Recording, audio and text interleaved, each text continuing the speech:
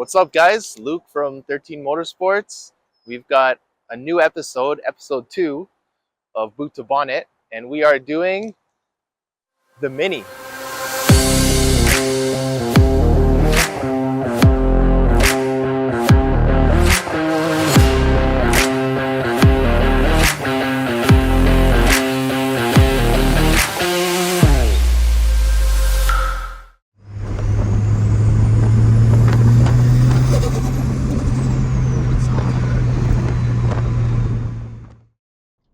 So we are driving the Mini and just gonna give a little feedback on the driving experience. So first thing I like is that the AC works, thanks to 13 Motorsports, and it's blowing nice and cold.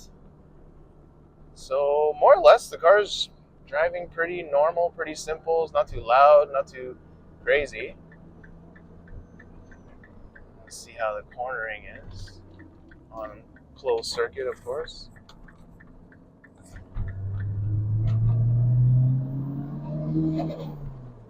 Good bit of torque steer. A little bit of wheel spin. A little understeer, but corner's pretty good, responsive. I don't know, it feels like a pretty, feels almost stock, but better. Turbo's coming in pretty hard, about 3,200 RPM.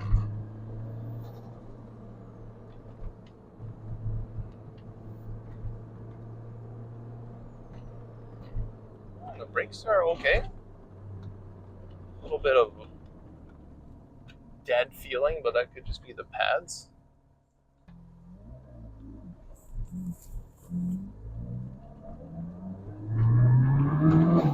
Wheel spin.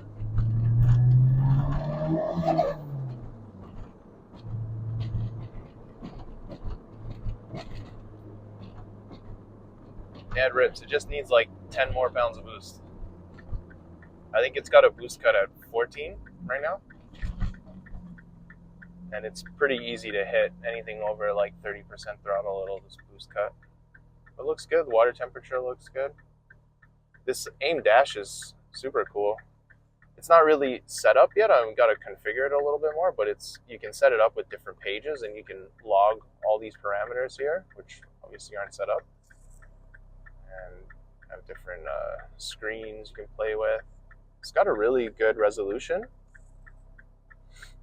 And of course you can get all your data, which is pretty important on these cars. I think this one is integrated with the CAN system. I didn't install it, but I'm gonna take a look at it later. But this Mini is really a biggie. It's got a lot of cool modifications and we've customized this car to the max. So allow us to walk you through and show you what's been done. So starting off with we should start off with the boot. All right, so let's take it to the boot and check out what's going on in the rear here.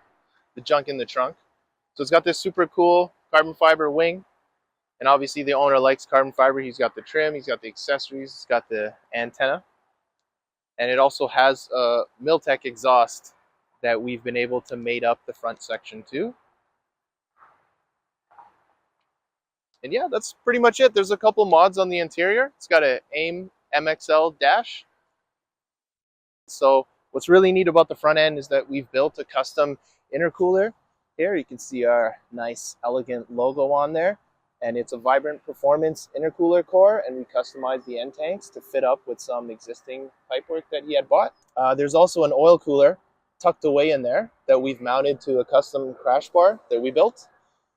And we've been able to maintain the AC. The owner was like, oh, just get rid of the AC, but we built street cars for the street and we built track cars for the track. So this one we're keeping street car spec. To keep the car cool, it's got a duct for fresh air, as well as some carbon fiber vents that of course we installed. And moving our way around the car, yeah, she can make it. This is why they have the no stopping sign here. You're good, you're good, you're good. Lots of room, you're good. Okay, so anyway, back to boot to bus. I mean, boot to bonnet. Bro, she could have totally made that. Traffic director Luke here. Awesome. Where's she going? This is Brampton Transit. Custom turbo kit on the bus. Listen to that spool up. Nice. And they're worried about emissions out of our cars, but that thing's blowing coal. So back to the Mini, Biggie. It's got a Bilstein suspension kit, custom work wheels, crazy spec, look ridiculous.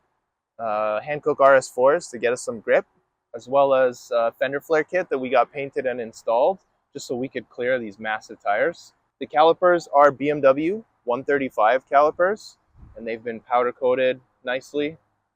And in the back, it's got the stock JCW caliper, and of course, matching deep dish wheels. So let's move up to the bonnet and check out what's been done with this Mini, because this is what you really want to see. This is where the real work started. So our customer brought us this Garret G25 turbocharger, which is a pretty awesome turbo. Excellent response, great top end, makes all the cool noises you need. And there is a Tial wastegate tucked down there below. And we built a custom downpipe exhaust for it, including a cat, flex pipe, resonators, all the stuff you want to have a nice daily driven car. And of course we did all the oil lines for the turbo, the coolant lines, and we adapted it to work with the stock system.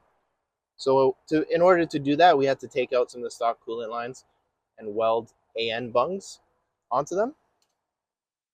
And you can see snuck in down there is the boost control solenoid, nice and close to the turbo. We also installed this swirl pot, try and keep the air out of the coolant, keep everything nice and happy. And the star of the show, I would say, is this billet intake manifold that we installed, as well as a port injection fuel system. Also dual catch cans to keep the blow off gases in check. And the fuel system is tapped into the high pressure line here, or I guess low pressure side before the high pressure pump. Way down in the bottom there's also a Tial blow-off valve. You're never going to see that, but that was important to get fitted up nicely because the customer wanted to run this AEM strip bar. So we had to take the blow-off valve from this location where it originally was and put it down there. But it's all fit up nice, works terrific, and the car sounds super, super cool. So the car's going to go off to the dyno and get tuned, and we're going to find out how much it makes. And I'm estimating in the 400 wheel horsepower range because we've used this turbo quite a bit, and it is an amazing responding turbo, as well as really good for 4 cylinders on the top end. Well guys, I think that's it. It's time to get this car tuned, see what kind of jam our system makes. So until the next time, Boot to Bonnet is out. Make sure you like, subscribe, hit the bell, follow us for more cool content.